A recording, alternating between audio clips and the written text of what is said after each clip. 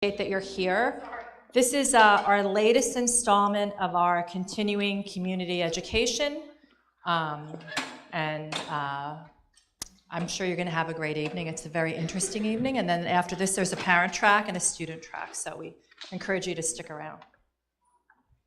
And of course, this part of the evening, we are really excited about having Dr. Stephen Dewey here with us. He's a research professor in the Department of Psychiatry at NYU School of Medicine. He's also the director of research education at the Seefeld Center. His research is extremely well known. He has been featured on 2020, Dateline, Good Morning America, ABC, NBC, CBS, Fox, CNN, Fox News, News 12 Long Island, and also in the New York Times, the Wall Street Journal, and Newsday. He's the recipient of a number of honors and awards, including the U.S. Department of Energy's Distinguished Research and Development Award, the Man of the Year in Science Award, and the Man of the Year in Education Award. There's many other things on the list, but since we're getting a little bit of a late start, we'd like to ask him to come up, and we appreciate your being here. Thank you, Dr. Dewey.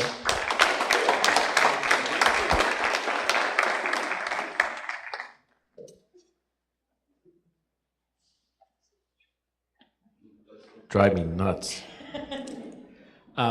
Thank you for having me up here. What I'd like to do is tell you a little bit about the research that I do, not too far from here at NYU. For a long time, I was at Brookhaven National Lab, I'm from East End of Long Island, so I consider myself I'm upstate today, and it's I never get to come upstate. I used to work at Brookhaven Lab, then I went to what was called North Shore LIJ, then I left that and went to NYU. So I do research in the field of drug abuse. I have been interested in it for a long time. And many years ago, I was president of my local board of ed, and it occurred to me that I probably should be talking to kids about my research in addiction. The way we do things is we disseminate our information for publications, and the publications, right, to our colleagues, and that's great. But the people who really need to hear what we're doing are the kids who are living it. So I started an outreach program a long time ago and talked to kids in my district, and now we skip ahead 25 years, and it's over 100,000 kids a year, and we just show them some science. So all I want to do is show you some science. I don't go and just say no to drugs, and drugs are bad. I just want to show you some science from the work that we do. Everyone who gets involved in our research comes as a volunteer, and we study the effects of addictive drugs on the human brain. And that's what I want to show you. I'm really laid back, so if you have any questions, ask. You don't have to wait to the end. If you have a question, if I say something you don't understand or I use a term you don't understand, just ask me. I'll be really happy to explain anything. So the way I do my work is, I have two kids of my own, so I'll bring them in just because I like to piss them off. Anyway, so the work I do involves imaging. You're all familiar with the conventional imaging techniques that are out there, CT, X-ray, and MR. These are conventional methods. They're basically cameras that are in every hospital in the US, and they're really important. They help us follow disease. They help us diagnose disease, but they're limited in that they show us anatomy. So if you have a tumor in a liver, you can see it. If you have multiple sclerosis in a brain, young girl, you break an arm, you can see the bones. If you think about it, diseases represent changes in how the body lives, not how the body looks.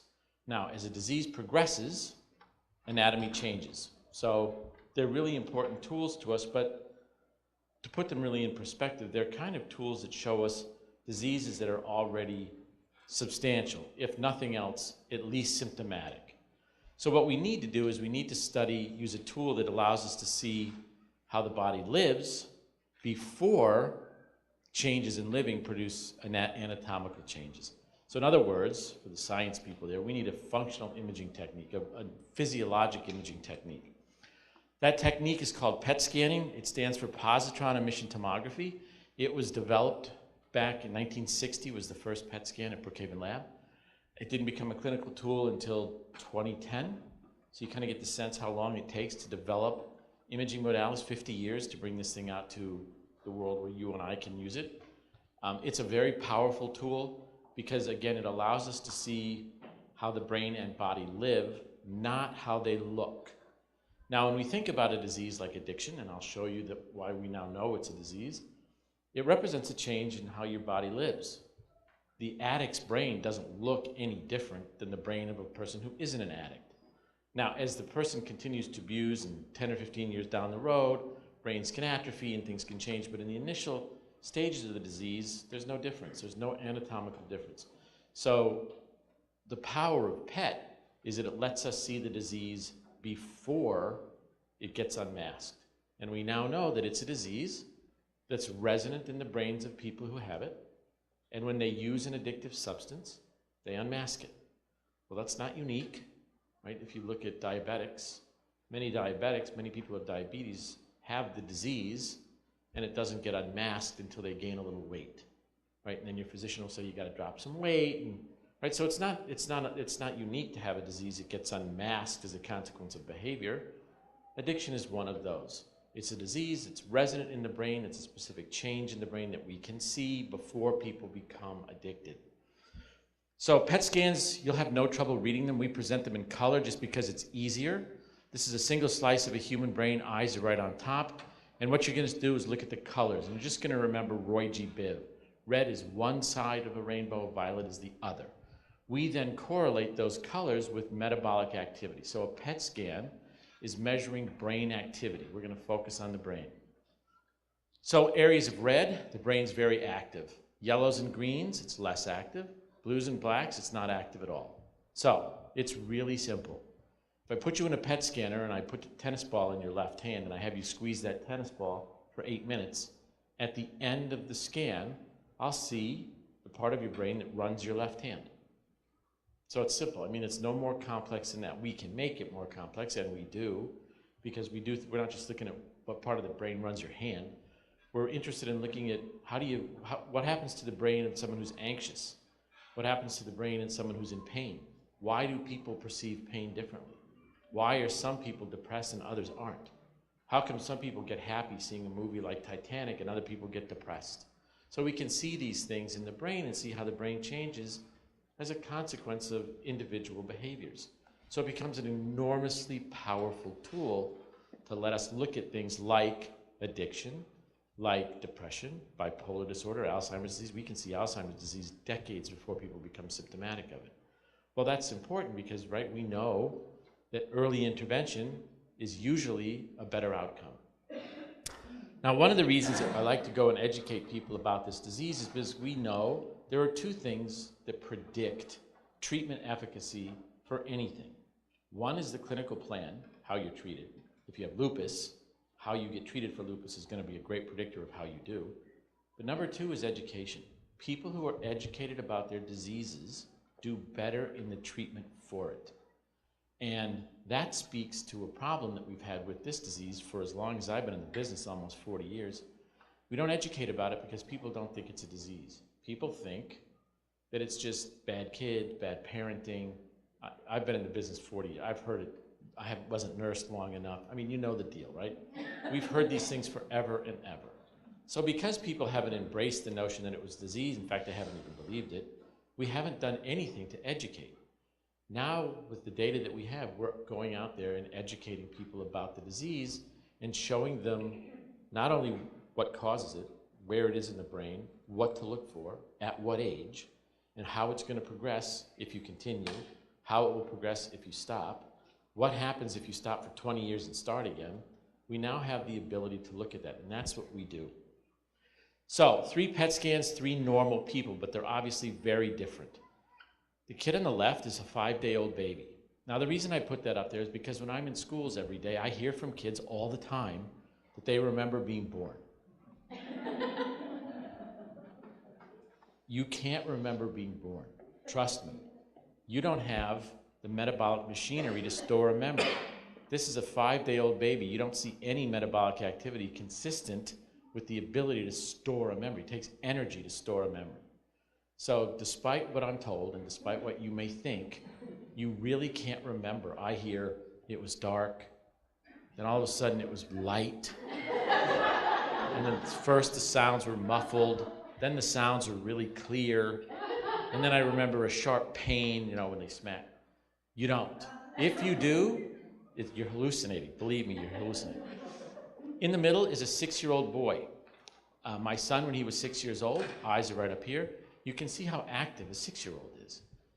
The metabolic activity of a 6-year-old doesn't surprise you. If you know, everyone knows a 6-year-old. They're running around, they're asking a million questions, they never sit down, they're pulling the dog's tail, they're picking on their sister. Yes? Right. It's a good question. So these are what we call transaxial slices. So you're actually, the person is lying, the slice of the brain is like this, and then I flip it up. So the eyes are on the top, this is the back of the brain. So it's a slice like this. So these are single slice. It's a 60 slice machine, but I'm just showing single slices today. Okay, so a 6-year-old boy, very active brain. This is what we have to look forward to. When we get in our mid-30s, our brain activity slows down. That's perfectly normal. That's what's supposed to happen. That's a normal aging brain. As we age, our brain becomes less active. So if you want another way to think of it, this person can do a lot more with his brain than this one can. So the colors, the metabolic rate has nothing to do with intellectual ability, the ability to do things. It has nothing to do with your brains, your smart, nothing. It just speaks to how much metabolic rate your brain uses at any given time in its life. So the reason I'm showing you the age thing is really twofold. One, to kind of give you a sense of the sensitivity of our instrument. We can see no activity and we can see a whole bunch. But two, and more importantly, it shows us something that I deal with every day. And that's age matters. So we have patients as young as 9 years old who are drinking a quart of gin a day. 7th graders injecting heroin every day. So when I look at a 9-year-old alcoholic or a 12-year-old heroin addict, I have to compare that to a 9-year-old who isn't an alcoholic and a 12-year-old who isn't a heroin addict. So every image you'll see today is compared against an age-matched control. That's why I need to establish the boundaries of age. So when I show you a 12-year-old meth addict, and I've got a lot of them, you'll see it compared to a 12-year-old who isn't. So you get a sense. If I showed you a 6-year-old and someone in their mid-30s, you'd say, wow, there's a huge difference, when in fact they're two normal people. It's just age. Okay, so if you've never seen a PET scanner, here's what a PET scanner looks like. It's not terribly impressive. It's obscenely expensive, but it's not impressive. It's a box with a hole in it, and our volunteers lie here. This just kind of gives you the sense of the power of the instrument. Everybody knows that the disease of depression is one characterized by mood swings, people have difficulty sleeping, changes in eating behavior, things that are traditionally associated with the disease. Well, if you want to just look at some simple data, the disease of depression is misdiagnosed 2 out of 3 times. That means if I have 3 people who come into my office and I diagnose them as depressed, and I put all 3 of them on medication, 2 of them don't have the disease. 1 does, 2 don't. So 2 people are leaving the office getting medication for a disease they don't have. Because it's so complex, it's so different. We have idiosyncratic depression, which is just the normal disease that progresses out of nowhere. We have seasonal depression. We have event-ridden depression, right? Your next door neighbor runs over your cat. Well, you're depressed. You're not really depressed. You're sad. You feel depressed, but it's really not a disease of depression. Yet you have people who get really depressed. Suicide rates go up in the winter. So depression is a complex disease. Well, when we put people in a PET scanner, it becomes far more simple. On the left is a 21-year-old male, eyes are on the top, normal PET scan. Kid on the right is depressed. One doesn't need any kind of training to see that there's a huge difference in how the brain lives of someone who suffers from the disease of depression. One of the ways to think about this is we develop and now have a good arsenal of metabolic signatures, kind of like a thumbprint or a fingerprint, for diseases. The depressed brain's got a unique metabolic pattern. The bipolar brain does, the Alzheimer's brain does, the schizophrenic brain does, the Huntington's does, the Parkinson's. We get metabolic signatures of diseases, and remember, changes in function precede changes in behavior. So we can see changes in how the brain is living in a disease before you become symptomatic of it. So we're able to pick up diseases in people before They actually feel the disease itself. Well, that speaks to a lot of what we do in the research field, early intervention. We can intervene in a disease before a patient becomes symptomatic. Yeah. How do you determine that on the left is normal, but that's your control? Right, good question. So how do we determine that this is normal? Just the same way we determine that 120/80 is normal. When you do thousands of scans in thousands of people, you develop a distribution, Gaussian distribution, where most people fit in. So you guys, what I do is show you pictures, because it's easy. What we look at are numbers. So we get metabolic rates in every part, every inch, every millimeter of the brain, we get numbers. We present them as images because they're easier to see. So we have the numbers, the mean metabolic rate of a 12-year-old, the mean metabolic rate of a 16-year-old, based on thousands of scans. And it's a Gaussian distribution, which means you're going to have people, if the mean metabolic rate is 40, you're going to have some people who are at 80. Just like, right? Just like you take people in a math class, you're going to have some kids get a 98 and some kids get a 30. You have the tails of that. Okay. So this just kind of gives you a sense of the power of this instrument and the technique. Okay. So the disease of addiction is one caused by a change in a neurochemical that we have in our brain, everybody has, called dopamine. Everybody in this room, everybody in Irvington, everybody in the state, everybody in the world has dopamine in their brain. It's a chemical your brain makes. I can't give it to you in a syringe. I can't put it in a pill. I can't put it in a cup. All the dopamine you have in your brain makes. Now, its primary role, it's called a neurotransmitter. Its primary role is movement. Every time you move anything, move your arm, your legs, your eyelids, you expand your chest when you take a breath, whatever it is you move, you vasoconstrict, your heart beats, your brain releases dopamine to allow that to happen. All the movement that your body experiences, whether it's voluntary, you're doing it yourself, or involuntary, vessels dilate, requires brain dopamine. It's a neurotransmitter responsible for movement. Your brain makes it. When you lose dopamine, then you might suspect you would have trouble moving. That's exactly what happens. The most common disease you've probably heard of is Parkinson's. Parkinson's disease is a motor disturbance. Kids all know Muhammad Ali, right? If you saw Muhammad Ali towards the end of his life, he couldn't even speak. He couldn't move the muscles in his mouth. I happen to be I know. I happen to like Neil Diamond. I know. I know. You guys can laugh at me all you want. I like him. He stopped touring this year because he's got Parkinson's. Right? So we know people who have the disease. It's a disease that we know people that have. Michael Fox, right, got it when he was 34 years old. It's a disease characterized by a change in brain dopamine. Dopamine does something else. It's the chemical in your brain that allows you to feel pleasure, happy or sad. It's really simple. If you experience a natural reward, so I'm always in schools, so I always use the same analogy. A kid goes into a class and gets a 95 on a math test. He or she's ecstatic. You as parents are ecstatic. When you experience, maybe you're surprised, but at least you're ecstatic. When you experience a natural reward, a math test, being with your kid, nice weather, a movie you like, being with your spouse, whatever it is, a natural reward will increase brain dopamine between 5 and 6% in your brain. When you're sad, neighbor runs over the cat, you get pissed off at your kid, whatever it is, 5 or 6% decrease. Because dopamine is essential to sustaining your life, you need to be able to move to get to water and food. Your brain keeps a really tight lid on it. It doesn't allow it to move too much. If it goes above 5 or 6% too much, schizophrenia.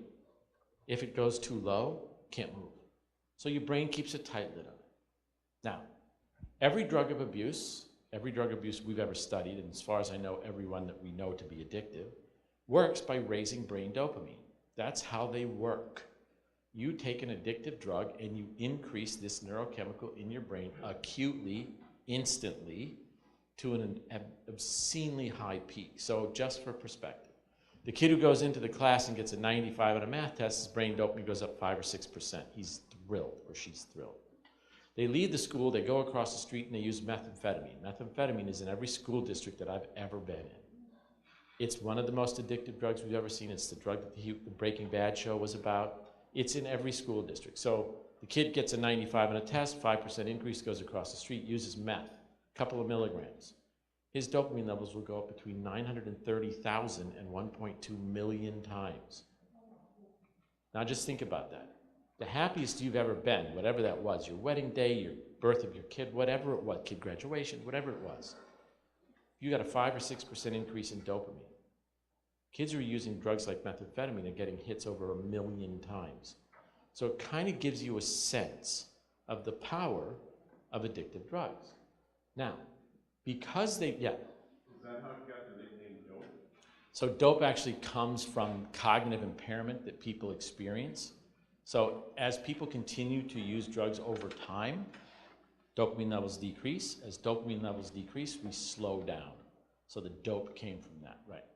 So we now know, because addictive drugs increase brain dopamine obscenely more than anything you and I will experience, we now have looked at and can predict that the addictive liability of any drug is related to the amount of dopamine it increases. So just to make it simple, a drug like methamphetamine will raise it 1 million times. A drug like caffeine, the #1 drug of abuse in the world today, 105%. Methamphetamine is far more addictive than caffeine. Opiates, between 600,000 and 800,000%, far more addictive than caffeine, but not quite as addictive as meth. So the degree to which a drug raises brain dopamine tells us how addictive they are. Next, we know where to look. We know where part of the brain, because now we measure dopamine every day. That's what we do. We put kids in PET scanners and measure their brain dopamine. I come up with a number. You'll see. The next question is, how come some kids get addicted to drugs and some kids don't? If one buys the fact that drugs raise dopamine levels hundreds of thousands of times, more than anything pleasurable they're going to experience, then it makes a lot of sense that you would think everyone on the planet would be addicted to something, because everybody likes feeling happy. Imagine how you'd like to feel that it was a happy times 1 million. Well, so we asked that question. We know that the incidence of addiction, chemical dependency in the US, is roughly 14%. Numbers range from 10 to 14, so between 10 and 14%. That means 86% of the population doesn't get addicted. So the question is, what's the difference? Why do some kids get addicted to drugs and some kids don't? So over the years, we've gone to school districts across the United States asking a really simple question.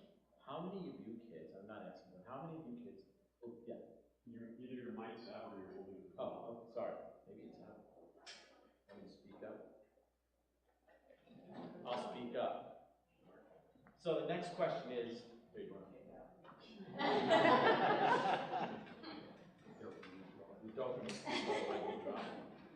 So the question that we ask is, how come some kids get addicted and some kids don't? So we went to schools across the US and asked a simple question. How many will try anything once, and how many won't? Now it's not how many of you will try heroin, it's how many of you will try something novel. That can be bungee jumping, hang gliding, zip lining upside down. I have people bungee jumping out of hot air balloons. Risk. How many will try risky behaviors, and how many won't? So we got thousands, and we scanned them. And this is what we got. Now these are PET scans of about 1,100 kids in each side, left and right, total. And these PET scans are measuring brain dopamine. Dopamine is resident in 2 parts of your brain, again, eyes aren't out. It's resident in 2 parts of your brain called your striatum. It's a bilateral structure, means you have one on each side, and they're perfectly symmetrical. Dopamine exists in those 2 parts of the brain alone, pretty much nowhere else. The kids on the left are those kids who self-reported that they're not willing to try anything novel. And we got a number for brain dopamine. We come up with a mean that we correct for age, so now we have a number that's dependent on age. We know that someone who's 9's got more than someone who's 12. Dopamine, like everything else in life, decreases with age. Kids on the right, lo and behold, had more dopamine. Well, that was striking, because we know the brain keeps a tight lid on it. Animal studies for decades have shown that. Human studies of Parkinson's disease have shown it. It's unusual, and we were surprised to find that there are groups of kids who have more dopamine than others. You couldn't tell them apart if they came walking through this room. Some kid just says, yeah, I'll bungee jump, and some kid says, nah, I don't want to. That's the difference. Yet, They have a very uniquely different dopamine system. So that begs the question, does it mean anything? Is it random? Is it we were lucky? What does it mean? So we do the obvious study. We give them both an addictive drug. So we take these kids, we put them in a PET scanner, and we give them a shot glass of alcohol. Simple. Put you in a PET scanner, find out how much dopamine you have. Take a shot of alcohol, see how much your dopamine goes up. Simple. We do it all the time.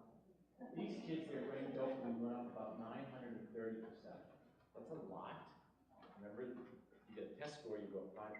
930%. These kids goes up 36,000. Well, now here's our first insight into the disease. We have two groups of kids. One who's got a dopamine level that we consider normal based on our sample size. And we have a group of kids who have more, significantly more than the kids their same age. That says something. That says the dopamine system is altered. When your dopamine system is altered, that is, you have too much, then it makes perfect sense that you're hyper-responsive to a drug that targets it. So lo and behold, we have the first evidence that this is a disease. These are in kids who don't have, they're not addicted to anything.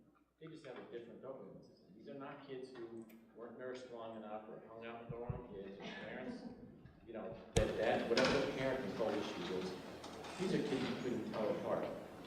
But it's the first demonstration we have that's now been reproduced by several groups that shows that a dopamine system that is augmented, that's too much, will have a hyper response, will have a hyper response when you use a drug that specifically targets it, and every addictive drug does that. Well, so in a perfect world, we would have taken this data and we would have marched off to Stockholm and said, we've found the disease. The problem was, the epidemiologist came to us and said, yeah, but you know what? This is only about 7% of your population, and the disease appears about 14% of them, so you're missing half. Well, we found them. They're right here. On the left is about 1,100 kids. Again, eyes are right on top, single slice, brain dopamine. Here it is. You've seen it again. Normal control individuals. This is a normal dopamine level. Here are kids who have ADHD or ADD. It doesn't matter. Lo and behold, their dopamine is low. So now we have kids who have low brain dopamine. These kids manifest with ADD or ADHD, a behavior unique to a decrease in brain dopamine. In fact, it's so unique, we treat them by giving them drugs that elevate brain dopamine, right? We give Ritalin, Adderall. These are drugs that elevate brain dopamine. Well, if I take these kids and I do the exact same thing and I give the alcohol challenge, 900 and change here, 36,000 and change here. So now we have the story that's far more complete. The story is, addiction is a disease that is caused by or characteristic of a change in brain dopamine that may present as either low, the behavioral manifestation is ADD or ADHD, or high, the behavioral manifestation is what kids like to call themselves adrenaline junkies. We know kids like this in both conditions. Well, so this was pretty complete, 7% adds up. Sorry, could you say that again, what you just said? So we know that the disease of addiction is one that appears or gets unmasked when people use an addictive substance who have an abnormally altered dopamine system. If you have too much, the behavioral manifestation of that is kids who call themselves adrenaline junkies. These are the kids who will try things that are novel. They'll go do crazy things. I mean, we know them all. When I go to schools, many times I'll go to schools, there'll be more of those kids than the kids who don't. Or kids who have low dopamine. And those kids, the manifestation of that is usually ADD or attention deficit disorder. So these are kids that use drugs like Ritalin. We give them to stabilize their brain, to actually elevate it. So now the question becomes the obvious. We have the sample size that's consistent with the prevalence of the disease. We have a change in a neurochemical that's consistent with what addictive drugs do. Now we can start to go one step further. What about kids who have ADD or ADHD who are medicated for it? So now we take kids who are on Ritalin or Adderall and we give them an alcohol challenge. We get a 900% change here, a 900% change here. In other words, if we return the dopamine level to a normal age-matched value, then when they use an addictive substance, they have a normal response. Well, so that makes sense. If you look at the epidemiology data, the kids who have ADD who are treated for it have no higher incidence of addiction than a kid who doesn't have the disease. Where we run into problems is here. If you have a kid who's got ADD or ADHD, here he is or she is, low brain dopamine. If you don't treat them, what do? They self-medicate. They go out and they drink some alcohol, or they'll smoke some pot to feel better, and lo and behold, they bring their dopamine levels back to normal. So we know, again, that the number is estimated to be as high as 2/3. 2/3 of the people who unmask the disease of addiction do so because they're self-medicating some other comorbid condition. It's very common for kids with ADD or ADHD who don't get medicated to self-medicate. It's also common for kids who really don't have ADD or ADHD who get medicated with drugs that raise brain dopamine to increase the addictive liability of drugs. So we now have really good data that says if you really do have ADD or ADHD, as evidenced by a decrease in brain dopamine from your natural, normal value, then medicating it actually removes the risk. Doesn't mean the risk goes away. You just lower the risk of an addiction to another compound. Something else is going on that's fascinating because it speaks to something I see all the time. This is a young lady, 2 slices of her brain. This is about at the level of her eyes, so it's a slice like this. And this is about at the level just below her ears, slice like this. 2 slices, same individual. Now she smokes some pot. Well, okay, it's nothing surprising. This isn't rocket science. You smoke some pot, brain metabolism drops. It's dose-dependent, sex-independent, boys and girls. If you smoke pot, you're going to bring down your brain metabolism. It's easy, simple, dose-dependent. What happens if you start out, if you're a 16-year-old kid who's got an idiosyncratic depression, this is a 16-year-old who's depressed. He's got a profoundly low metabolic rate, consistent with depression, consistent with the behavior. What if he smokes pot? His metabolism goes up. So now we have one more piece of the puzzle that says in the presence of another organic disease, in most common boys it's depression, in girls it's anxiety, if you use an addictive drug, not only can you unmask the disease, but you're going to respond to it very differently. Normally, if you smoke pot, your brain slows down. That's the normal response to marijuana. If you start off slow and smoke pot, you actually bring it up. So what do people who are depressed do? What do we see all the time when people who are depressed?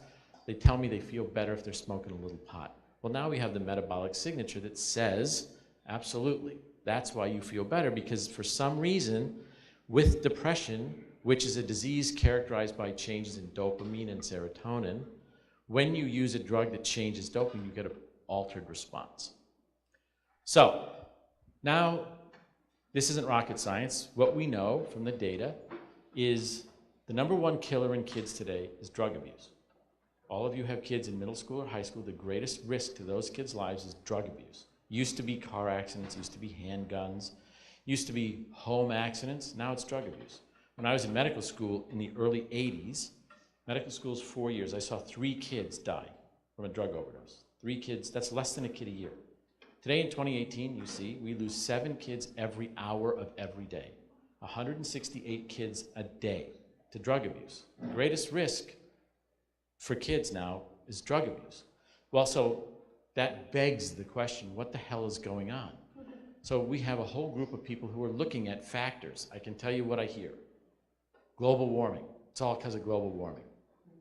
I heard the other day, a couple weeks ago, it's Trump. It's all because of Trump. I hear it's because of some comet. So the thing that the epidemiologists do is they look at to see is there anything else going on that is increasing at the same rate. This is no surprise to anybody, the internet. Well, okay, kids get addicted to the internet. We know the numbers. We know that in the history of the US, 250 plus years, we're at about 14% for chemical dependency. We know in the last 2 years alone, just 2 years, we're at 16% of kids who meet DSM-5 criteria for addiction to the internet. That means the rate of addiction for the internet's 100 times faster than what we see for chemical dependency. It's not a surprise. Everybody knows kids who are addicted to the internet. There are thousands of articles that have come out showing internet addiction. Everybody knows the big papers that came out in 2014 in the journal Nature where they looked at kids addicted to video games, addicted to Xbox. I mean, you want to talk about a big increase in brain dopamine? I'll show you. So there's no mystery here. We know what's going on with the internet. The question is always, is it cause and effect. If you get addicted to the internet, are you going to get addicted to something else? When I was in medical school, I always heard, in fact, I still hear it every now and then, if you smoke pot today, it's the gateway drug, you'll be using heroin by the end of the week. The data don't support it. I know we hear it all the time, the data just don't support that it's a gateway drug. You want to look at a gateway drug, look at inhalants. Anyway, so we know that we know what's going on, we know inhalants. We're going to get into it. Inhalants. Kids, what do kids abuse? What's the number one drug of abuse in elementary school? Sharpies. Talk to elementary teachers, they'll tell you how they lose Sharpies. Kids steal Sharpies, put them in a bag, and huff them. For people my age, we used to call it sniffing glue. It's inhalants. Whiteout, Staples sells more Whiteout. Remember Whiteout? The young kids don't because they don't know what a typewriter is. Whiteout, they sell more Whiteout than they sell paper it could cover. Because kids paint their nails with it and sit in class like this and get high off the acetone. So, one of the things, so the answer is it cause and effect? We don't know.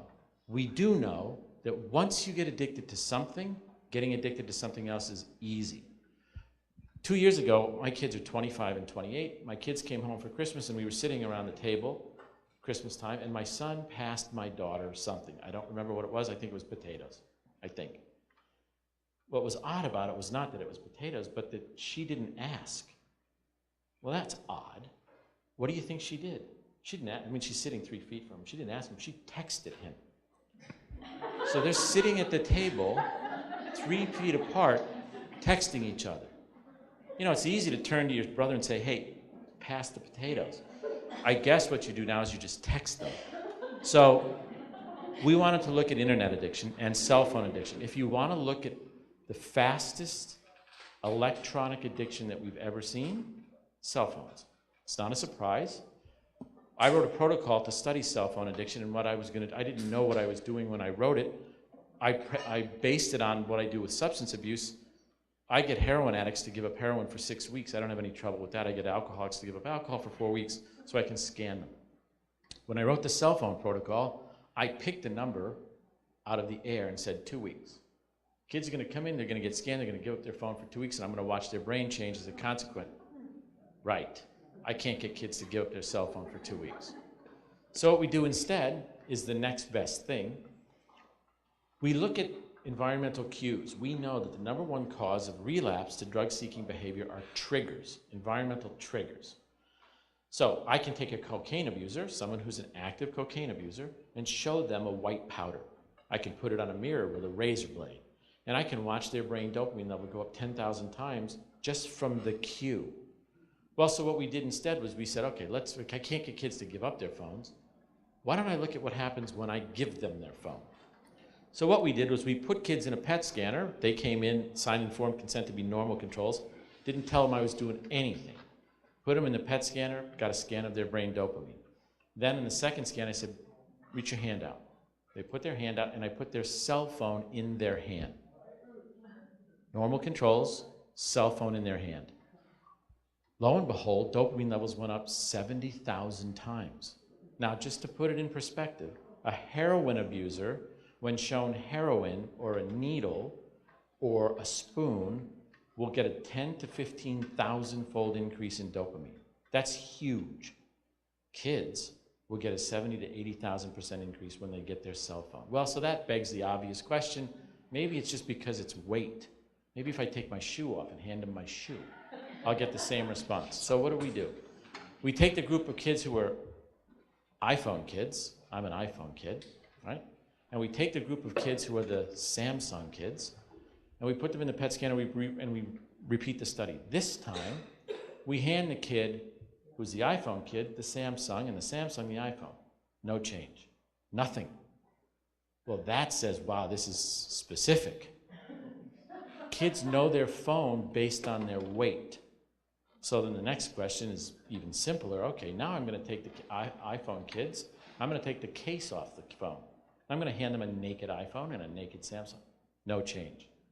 What happens is kids get entrained to the feel of their phone based on the tactile component of it. So it's not a mystery. We see this all the time. Kids get addicted to their cell phones, and not just kids. adults get addicted to their cell phone. Now when you start to look at cause and effect, the greatest predictor that is not neurochemical, that's a behavior, are cell phones. So, first chemical study we did was to look at caffeine. Caffeine's a real simple drug, right? #1 drug of abuse in the world today. We wanted to look at two things. We wanted to look at the effects of caffeine on the human brain, but more importantly, we wanted to show kids how environmental cues cause relapse. The #1 reason kids relapse, take a drug a second time, is because of the environment. If you think about it for a minute and you accept the premise that many kids will try a drug because they're novelty seeking, the adrenaline junkies, that begs the obvious question, then why do they do it twice? If you're really interested in using a drug just because you're interested in trying something novel, and you do, why do you do it again? It's no longer novel. Well, so it turns out the #1 cause are environmental triggers. Well, how do you explain that to a 6th grader? When you do, their eyes fold over and they don't know what you're talking about. So what we did was I went out and I got 40 people, 16 to in their 60s, brought them to my imaging center. They all signed informed consent as normal controls, no history of drug abuse. But all of them, I required that they like coffee. It was just one of the things in the check sheet. I didn't say, do you like coffee? On the check sheet, do you like coffee? And if you checked yes, you got included. Brought them to my imaging center, threw them in the PET scanner and scanned them. 2 minutes into the scan, I brew a pot of coffee in the same room. I got 40 people in my scanner being scanned. And 2 minutes in, they're gonna start to smell something they like, coffee. And here's their brains, all 40 brains added up. This is a sagittal view of the human brain, which means you're looking at it like this. This is a coronal view, everyone's looking right at you. This is transaxial, like the other ones. Eyes are here, feet are into the board. Remember, they got nothing. All they got was cued to a drug, caffeine they like. And when that happens, 2 parts of their brain turn on, and only 2 parts. You only see one spot here because it's only half the brain. This is your nucleus accumbens. You use it every day of your life. It's a part of your brain that makes you get something you have to have. If you've ever been thirsty, it turns on and tells you to get water. Food tells you to get hungry, get food. If you're ever in a place that isn't safe, it turns on and tells you to seek safety. It keeps you alive. It is evolutionarily the oldest part of your brain. A frog only has a nucleus accumbens. Everything a frog does, it does to sustain its life. So what we learn from this is, whenever you use an addictive drug, you get that huge increase in brain dopamine. Your brain then encodes everything about the environment you're in. And whenever you re-experience any part of that environment, this turns on and tells you to get the drug. So what do I hear the most? 2 things. Music. Kids get high listening to music. Justin Bieber I heard recently. I know. You get high listening to Justin Bieber, and then a week later you hear Justin Bieber, there's your cue. #2, a friend. They get high with a friend, and 3 days later or 4 days later they run into their friend, there's their cue. There is nothing more powerful or has a greater impact in relapse than environmental triggers. And you know this is the case because if you've ever been to a casino, casinos are not quiet places. They have lights, bells, and tones because our brain is sensitive to lights, bells, and tones, and we encode. The next question is, what does caffeine do to the brain? So we went out and you get about 1,500 kids, you bring them to your imaging center, you get a baseline scan on a Monday morning, and here it is. Eyes are right up here. Then you give them 1 can of Monster. Monster is the black can, 3 green lines. It's one of those energy drinks. They have 30 minutes to drink it, and you scan them again. And here's their brain. Well, okay, caffeine brain, no big surprise. I have a 2-hour commute on the LIE every day. When I get on the LIE, I want my brain like this, not like this. Caffeine activates the brain, no question. Now, it does it a hell of a lot more than anything you'll ever do, does it? This is fine if you're 6 years old. It's not great if you're 17. But that's the metabolic effect. It's dose-dependent, sex-independent, boys and girls. The thing that was so surprising was the next data set. We brought the kids back the next day. So this was on a Monday morning, baseline scan, caffeine, scan. Come back Tuesday, nothing. And here's their brain. So this speaks volumes to what we know about the history of drug abuse, and that is, anytime you use an addictive substance, doesn't matter what it is, it will change your brain for a lot longer than it changes how you feel. Yes? I mean, their brain stayed like that for 24 hours. Stayed like that for 24 to 36 hours. A single dose of caffeine. So this is what you learn about the disease. We know what chemical causes it, changing brain dopamine. Now the question is, what makes it progress? Well, it turns out, completely predictable, that the way it progresses is so I get to work in 2 hours, my brain's like this, but I'm ready for a nap, right? So what do? I drink more coffee. Well, so the progression of the disease is related to the process of introducing an addictive drug to a brain that's already been changed by one, which simply means if your brain doesn't have time to reset and you reintroduce an addictive substance, the process starts. And that's exactly what happens in the disease. Every drug changes and you know this, if you talk to people who are substance abusers, what do you hear? They use a drug, they get high, they're no longer high 1 or 2 hours later, what do? They use again. And what do we know from that? We know that it turns out they need to use more, right? We have to increase the dose because we become tolerant. Makes the disease progress. So we know that the origin of the disease is dopamine. We know that the progression of the disease is related to introducing a drug to a changed brain. Something else is going on in this metabolic state. We have a fence around our brain called the blood-brain barrier. Just think of it as a fence. It's a very unique fence. It keeps chemicals out. But when your brain is this metabolically active, that fence starts to leak, or in the vernacular of the scientist, it becomes more permeable, which simply means if you introduce an addictive drug to a caffeinated brain, more of that addictive drug gets into the brain, making the drug more addictive. So what did they do? They made this stuff. You know what 4-Loko is? 4-Loko is caffeinated alcohol. And the reason they made it is because they know that you can consume less of it and get more buzzed.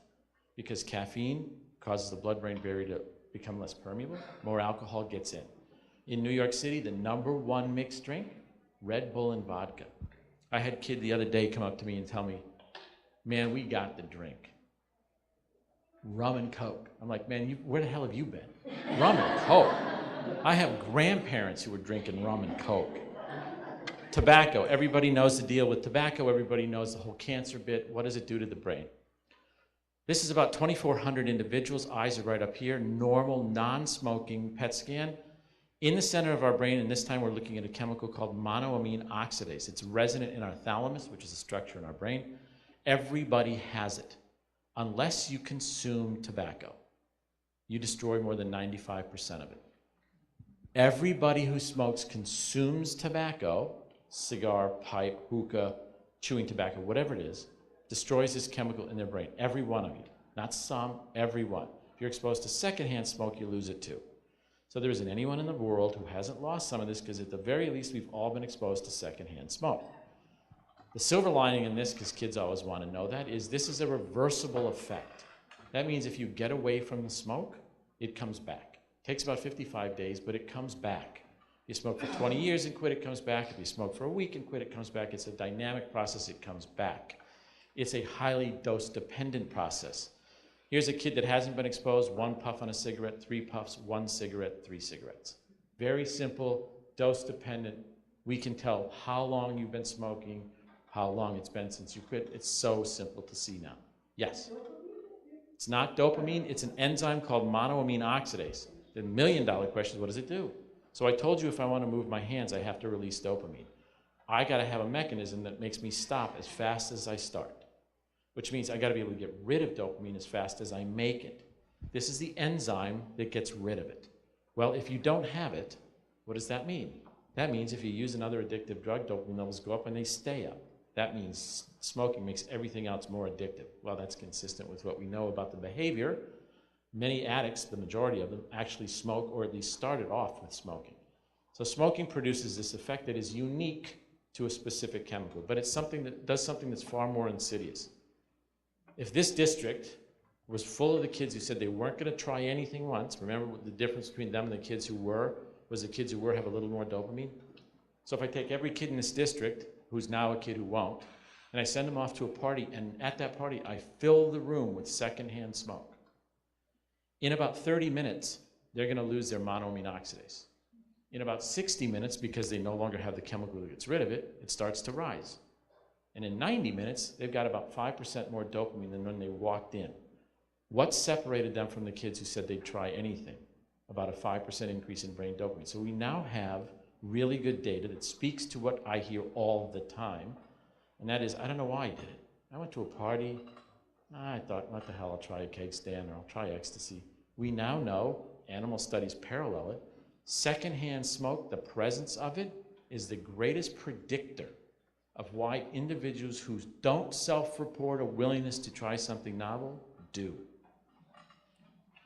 So what did we do? We came up with vaping, right? Vaping is as old as the hills. Vaping is predicated on the simple replacement strategy. It's predicated on the methadone heroin thing. And it's based on the fact that if you're addicted to nicotine, then what I got to do is I got to give you nicotine, but not in a tobacco, because you're going to get all the crap from tobacco. You're going to get monoamine oxidase inhibitors, you're going to get cancer, all that crap. So I'm going to give it to you safe. Well, I gave it to you in gum, I gave it to you in patches, I gave it to you in nicotine inhalers. So now we have vaping. Everybody knows what vaping is, everybody knows how it works, everyone knows what it consists of. We know there's all kinds of stuff that's coming out. Everyone's heard about juuling, right? This is no mystery to any of you in this room. Everybody knows the prevalence is up by a factor of 3. The problem is this. Yeah. Can we go back to when you were talking about caffeine and the dopamine impact for 24 to 36 hours? Yes. So I forgot what percentage it went up, but you had the first cup of coffee, it goes up by... It goes up about 105%. Okay, 105%. So now, 12 hours later, you have another cup of coffee. Right. Is it going to go up another 105%? Nope. It's going to now, because we develop tolerance after an acute dose, it's going to go about 95%. So it tails off, but it's still a stair step. It's a stair step. So if you stop drinking coffee for 2 days, now the level you want to reach is no longer here, but it's at Correct. the top of that level. Right. And what happens with people who stop drinking coffee for 2 days? They start to go through withdrawal. So what do we see? They become irritable, agitated, headaches. They start to develop tremors. Classic. It's just how the progression of the disease is. That's why the brain likes to live in a state of homeostasis. That simply means, in a perfect world, everything in your brain, every chemical, would oscillate around a very tiny mean. It'll change at night and change during the day. But the brain hates is this kind of stuff. Because remember, the brain is nothing more than an alphabet of chemicals. If you change something this much, you got 500 other chemicals that are going to change in response to it. What does that mean? That means the brain has to exert an enormous amount of energy to compensate for every neurochemical it changes, whether it's changed by a behavior, being scared, or a drug. So the process is the brain wants to be homeostatic. It can tolerate huge swings, but there are consequences. Those consequences take time. Okay, so this is the problem. Vaping is predicated on a very simple process. You're going to take a piece of metal, you're going to heat it up, you're going to introduce a liquid to that metal heats the liquid up, turns it into vapor. There's no mystery, the physics is simple. The problem is, we need to get that piece of metal to a certain temperature to vaporize a liquid. Well, how am I going to do that? I need energy. My energy is going to be a battery. The battery needs to be a certain size to make the metal hot enough. That means I got to get metals that have heat resistance consistent with the small battery. I can use beryllium, but it's going to take a battery the size of a school bus to heat that up, so I don't want that. I want metals where the battery can be small, and I can fit it in my pocket. Those metals are nickel, chromium, and cadmium. Every vaping device is made of nickel, chromium, and cadmium, and you know, talk to your kids, you have to replace the element. Why do you have to replace the element? Because as soon as it gets hit by a liquid, it vaporizes the liquid, and what does that do? That takes off nanoparticles of the metals, right? No mystery. You take a pot in your kitchen sink, fill it with water, put it on your stove, and boil it. The steam comes off, sample the steam. Nanoparticles of stainless steel in the steam. Nanoparticles are just small particles, 10 to the minus 9. Well, it wasn't until about 5 years ago that we weren't able to see 10 to the minus 9, but now we can. We can do X-ray diffraction and we see nanoparticles. And kids who are vaping are filling their bodies with nanoparticles of nickel, chromium, and cadmium. If you go to the OSHA website and look at the third metals that cause cancer, number 1 is no mystery, lead. What's number 3? Cadmium. So kids are getting exposed to cadmium. I hear all the time it's perfectly safe. It's like going into a sauna. The handful of saunas I've been in was water being poured over rocks. I was not sitting there pouring water over some bright red metal object, right? It was rocks. Whenever you pour water over metal, metal comes off. It's why you have to replace the elements. So kids are getting nanoparticles of these 3 metals. Now, because they're so small, unlike the carbon from a cigarette, which is resonant in your lung for the next 50 years, nanoparticles cross the lung and get into the vascular bed, and then they get trapped where? In the liver and the kidney. So what you're gonna see is you're gonna start to see changes in people's liver and kidney as a consequence of vaping. The thing that's the greatest concern is we look at predictors. Remember I said that maybe it's the internet, maybe it's your cell phone? The single greatest predictor of subsequent drug abuse is vaping. If you look at the small study that was done in Washington University in St. Louis, they looked at 8th graders who didn't vape, 100 8th graders who didn't vape. A little less than 20 of them were using an addictive substance by the time they got out of high school. So a little less than 20%. 8th graders, 100 who vaped, over 80% were using addictive drugs. So the single greatest predictor of subsequent illicit drug use are kids who are vaping. This was an interesting report because it gave a lot of credibility to rumors we were hearing. We kept hearing anecdotal reports, which is basically rumors, that people who were vaping nicotine containing liquids were having issues with vision. Now, we used, right, pot's a gateway drug, you smoke pot, you're using heroin in a week, right? These are rumors, these are things, anecdotal reports you hear, and we've been hearing it for a long time, that there's something unique about vaping nicotine. Kids kept reporting visual changes, needing glasses, blurred vision, double vision. Last year, the New England Journal finally a group from Boston published that in fact, consistent with these reports, was in order to get nicotine, and it's unique to nicotine, into those juices, into the liquids, you have to mix it with formaldehyde. Formaldehyde is a compound we use to embalm bodies. Formaldehyde is a potent retinal toxin. So people who are vaping nicotine are getting deposits of formaldehyde in the retina, which is changing vision. So the anecdotal reports were anecdotal reports until they're not anymore. Alcohol. I think everybody knows what's going on with alcohol. There's no mystery here forever. Alcohol, the whole deal with alcohol in kids is route of administration. When I went and visit my daughter in college, here's her roommate doing the classic beer funnel. My son graduated Sonny Binghamton several years ago, and he lived off campus with 8 guys in a house. And then they graduated. My son made a 2-story beer funnel. So don't look at me for how to raise your kids. He made a 2-story beer funnel and was pouring beer in it for kids 2 floors down, and they photographed him and stuck it on the front page of the friggin' paper. Stephen Dewey, 2-story beer funnel, right? It's still in my brain. So, shotgun. I live in the east end of Long Island. Keg stands are really popular. When my son was in high school, he told me he never drank. Right here. Playing beer pong, got it off his computer. Moral of the story, don't look in your kid's computer if you don't want to find stuff. In the last 7 years, the greatest increase we've seen in the route of administration for alcohol is this. It's now become the #1 drinking game in college campuses. It's really common. What kids are doing is exactly what you think they're doing. They're taking clear alcohol, tends to be clear alcohol, vodka or gin. They take the top off the bottle, put their eye on it, and tip it up. Our eyes are balls full of water. That water's got name aqueous humor or vitreous humor, it's water. Remember, alcohol and water readily exchange. Wherever water is, alcohol goes. So when you hold the bottle up, you fill your eye with alcohol. Now, as you might imagine, it hurts. Well, so you'd think pain would be the deterrent.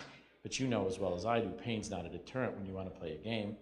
So the game is how long you can keep the bottle up. So we've had kids in the ER who come in unconscious with a piece of paper in their pocket, and it'll say, Michael, 6 minutes, 20 seconds. David, 4 minutes, 30 seconds. So you can go to any school district. If I had time, I would have found it out here, what the time is. And just ask around, you'll find out. You'll find out what the time is. So what happens is what you would think happens. It burns, that's the game. So the question is always, how common is it? Well, that's a difficult question because when you ask kids, some tell you the truth, some don't, so that's a weird thing. But what we do know is the incidence of blindness is increased over 212% in the same 7 years across college campuses. Kids are losing their sight. In 2015, 2 papers were published that showed that the amount of time between the last eyeballing experience and the first change in vision can be 6 to 9 months.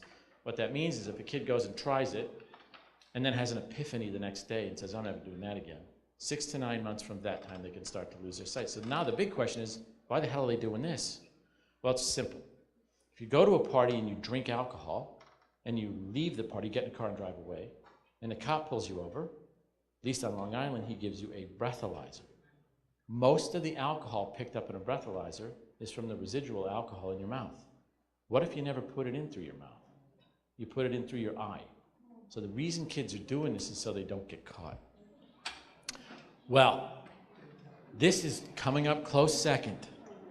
And this has become so common, and the thing that always gets me about this is twice as common, this occurs with double the frequency in boys than it does in girls.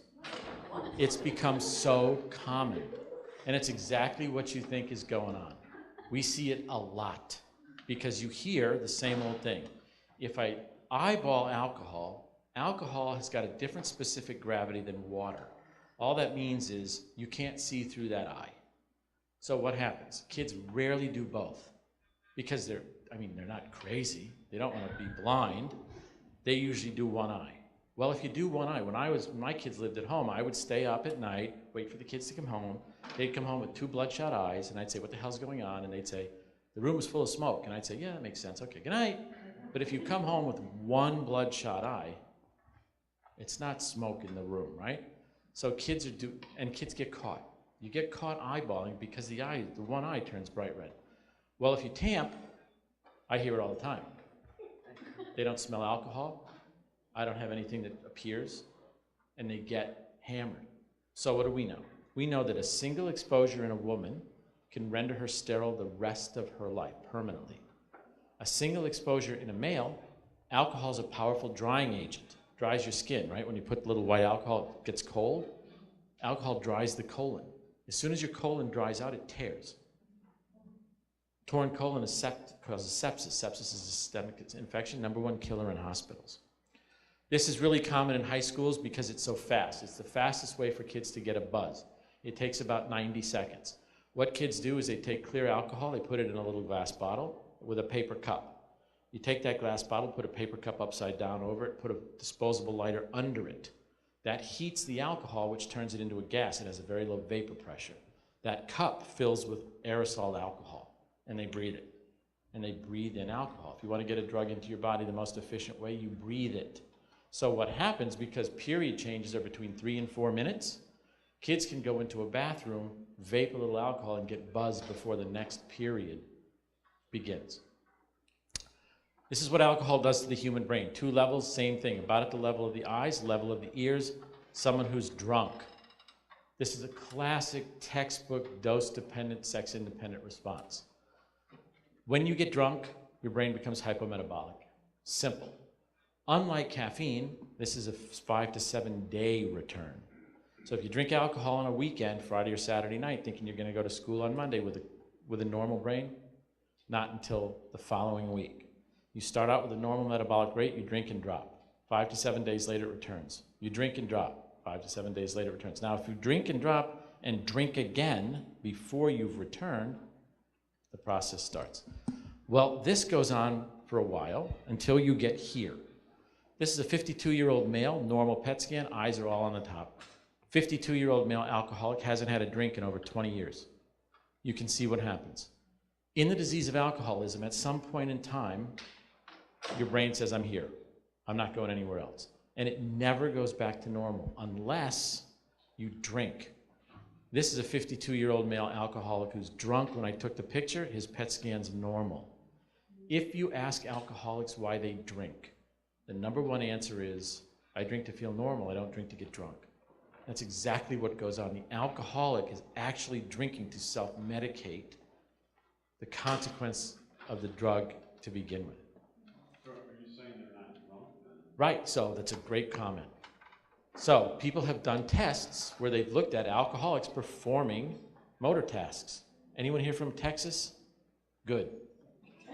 The state of Texas has taken this data set and has now put legislation into through their politicians to allow alcoholics to drive intoxicated, because alcoholics actually perform better on motor tasks when they're inebriated.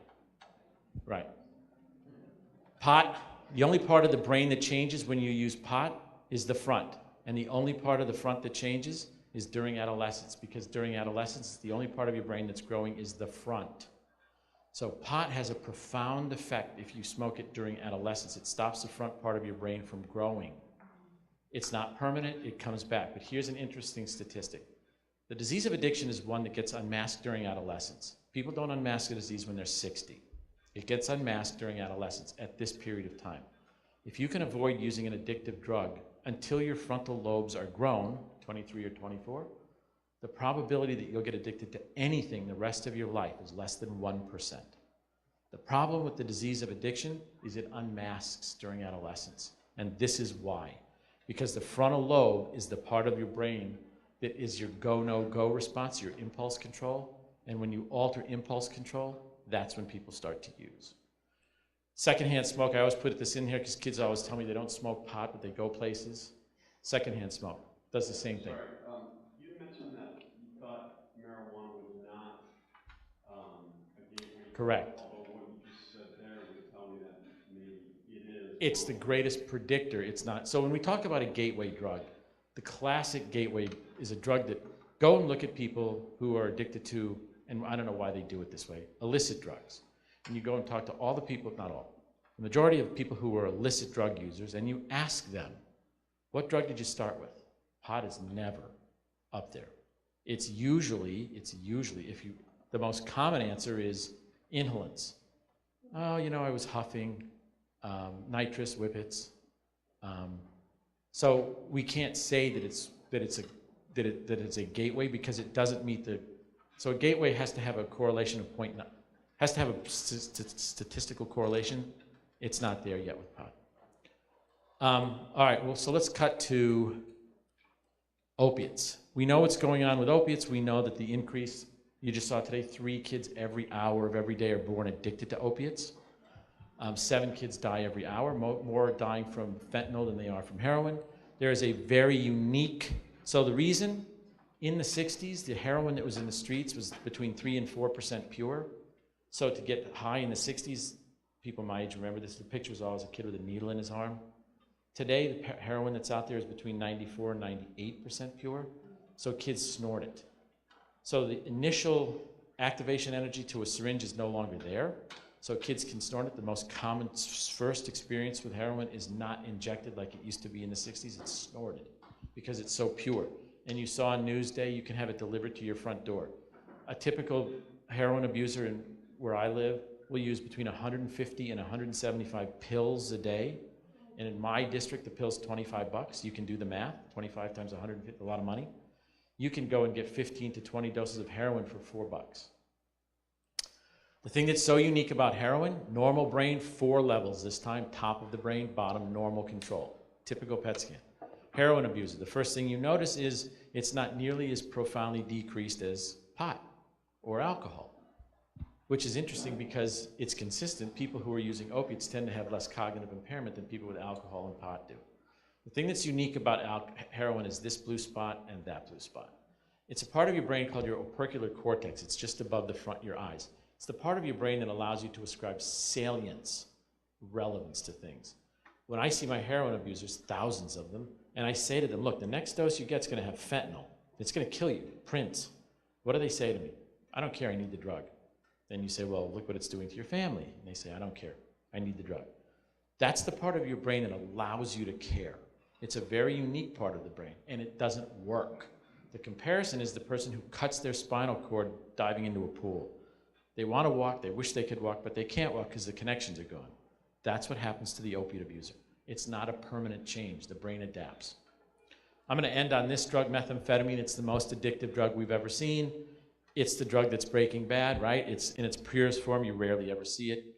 Looks like ice, hence the name crystal meth. It comes in colors based on what you get at CVS to make it. This is my daughter Brittany when she was 12 years old. This is what her brain looked like. Frontal lobe, dopamine on both sides. You've seen it before. When you're 12, when you're young, you actually have dopamine in your frontal lobe. This is a 12-year-old girl who got into methamphetamine in her house, and she ate it. And she lost about 96% of her brain dopamine. In about 6 months, she gave herself end-stage Parkinson's disease. Her 6-year-old sister's in the same condition. Curled up, blind, deaf, can't move. My daughter is now, Brittany's now 28, and so is she. I see her every year. She'll live the rest of her life in a vegetative state as a consequence of methamphetamine. It is the most toxic drug we've ever seen. It kills dopamine cells on contact. The big concern we have is this. Every year we bring in 200 people to all of our research protocols, 200 for coke, 200 for heroin, 200 for meth, 200 for pot. In 2014, we brought in our 200 for pot. Now we screen, we're crazy about this, because if I publish a paper with 200 people using heroin and I find out that 3 of them also use coke, I'm in trouble, right? So we're crazy about screening. So in 2014, our 200 pot, we get 6,000 people to volunteer. I picked 200 of them. We looked at the 200 of them, and lo and behold, 68% of them tested positive for meth. Every one of them told me they didn't use meth. Every one of them signed informed consent that they don't use meth. Well, okay, so some of them just lied. That's my business. So then we actually had them bring their pot to us. And guess what? It had meth in it. So we've been now tracking pot from what's called the Northeast Corridor, right? Washington, D.C. to Boston.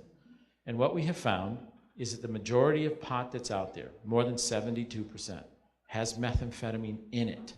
Now, in the 70s, 80s, 90s, early 2000s, you couldn't find pot that didn't have PCP in it. It was just part of it. They all had angel dust. You couldn't find pot without it. Now, we don't find it with angel dust. It's too expensive. You find it with meth. You can go ask kids. What they'll tell you is, what you'll hear, is that the pot they buy that's the best has the most THC. Well, so let's look at the data. In 1965, the number for THC was 4.82 nanograms. In 2015, the pot that was out there was 4.94 nanograms, which means a little more THC. You and I couldn't perceive the difference. So when kids talk to you about how the pot is different, this pot's more potent than that pot, it's not the THC. It's the contaminant of meth that's in it. And the thing that's starting to concern us is now the group in Seattle just published their first report looking at 7th and 8th graders who are smoking pot that are showing up with signs of early Parkinson's disease. You don't get Parkinson's when you're 12, unless it's drug-induced. So I'll end there. I'll answer any questions anybody has. Yeah. Right, so you just sprinkle it in. It's really common. It's really common. So on the island, we've been talking about this for a long time. And now kids tell me every time I go to the school, oh man, thanks. Thanks for telling us. You know what we do now? We buy our pot, and we dump it out on the table, and we pick the meth crystals out of it. Like, you know, first of all, if that's true, the problem's worse than I thought. Remember, pot is a plant. Plants have cell walls. We have plasma membranes. Cell walls, we have fossils of cell walls. They last forever. So all you got to do is sprinkle a little bit of meth in it, and it gets incorporated into the cell wall. You can't see it. So when kids say, oh man, I got the green crystals, they've been smoking too much pot. So it's a real big concern we have. Right, so why do they lace it? Well, because it generates more revenue. They want more of it. Yeah. So, I wanted to go back to the beginning when you were talking about, like, kids that get addicted. You were saying, like, let's say, so 7% of kids have, like, a reduced dopamine level, right? 7% of kids have a higher dopamine level. So that's your 14%, right? But, you know, as we all know, like, lots of people try to use drugs at different points, say, in adolescence. Absolutely. But I guess it seems too optimistic to say that only 14% right. of all those kids who try it are going to get addicted. Right. So what we have to do. Can you talk more about that? Right. So what we have to do whenever you look at a disease that has as a component behavior, one always has to be careful because it's we can compare it to all kinds of diseases.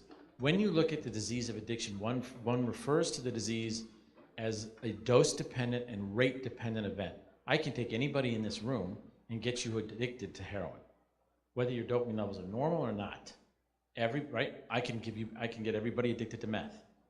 What the difference is some of you are going to get addicted to the single dose, and some of you it's going to take a lot longer. Nicotine is the classic. Nicotine is actually an aversive drug.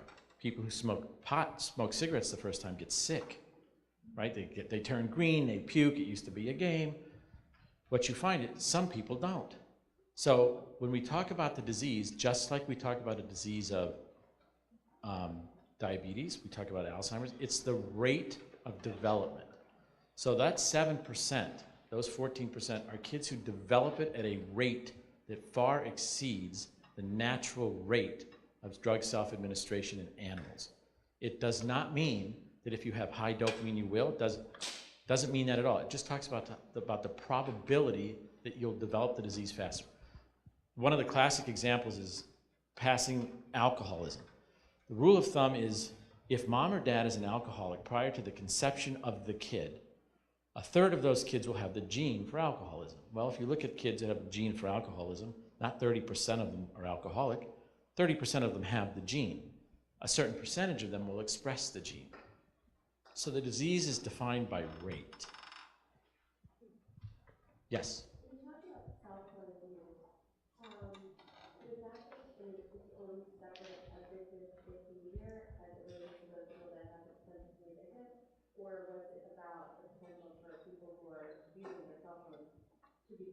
Right. The thing that right. So the question she's asking is about the cell phone. The thing that's so disconcerting about cell phones and the internet is the chemical dependency world is clearly related to the rate of development of the disease, and the chemical dependency is related to that 7%, plus or minus, high or low. It correlates very well if you have a little bit high, you have a little high, a little low. Most of those kids have a higher likelihood. So that's a really nice correlation. The disconcerting thing about the internet and the phone is it has no correlation with a predisposition for brain dopamine. In other words, it looks like it's the perfect storm. Internet addictions, cell phone addictions are independent of depression, independent of baseline dopamine, serotonin, acetylcholine, GABA, glutamate, aspartate. We haven't found a neurochemical that is a marker. So the biggest problem we have with it is, if it's as universal as it appears to be, does that mean the numbers for chemical dependency will go up? We don't know. It hasn't been long enough. We know from animal studies, if you get an animal addicted to one thing, getting them addicted to something else is simple. So the question, it begs the question, if people are we seeing this, right? Look at the rate of increase in heroin. It's almost exponential. The only thing that's paralleling it is cell phones and internet. Is it lucky? Maybe. It's probably not. It's probably a correlation with it. Because the other thing you do is you go and look at countries where cell phone access is limited. Drug abuse is very small. Yeah. You may have said this, so apologies if I missed it, but 7% of the kids have lower than normal dopamine level, 7% higher. Which of those two groups are more likely to have the Lower. Lower. Yep. Yep. Yep. Consciously increase Yep. dopamine. Yep. Because what you find is the kid who's got lower gets more of a reward raising it than the kid who's got higher gets from raising it. So the biggest risk are kids with ADD or ADHD who aren't medicated for it. Thank you guys. Thank you very much.